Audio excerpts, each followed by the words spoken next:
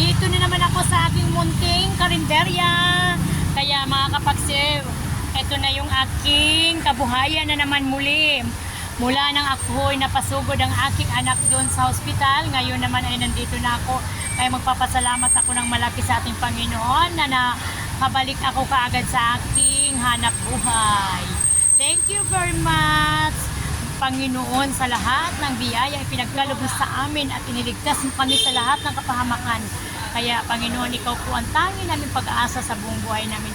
Dinadalangin po namin na sana ang lahat ay iyong kami iingatan, lalong-lalo na sa araw-araw namin na paglalakbay at paghanap buhay. Ikaw lang ang aming pag-aasa. Salamat.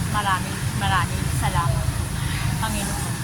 Yes, mga kapagsiw, nagdalangin tayo sa ating Panginoon dahil siya na lang po talagang tanging natin pag-asa. Wala nang iba. Kaya, thank you very much sa ating Panginoon. Yes, mga kapagsiw, no? Sobrang talagang thankful sa mga taong nanalangin din at sobrang nag-pray sa akin.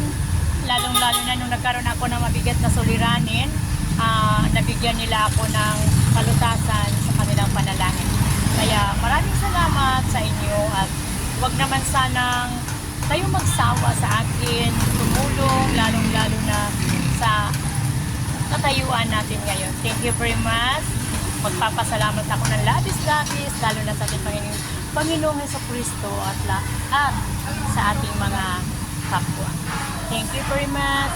Good afternoon.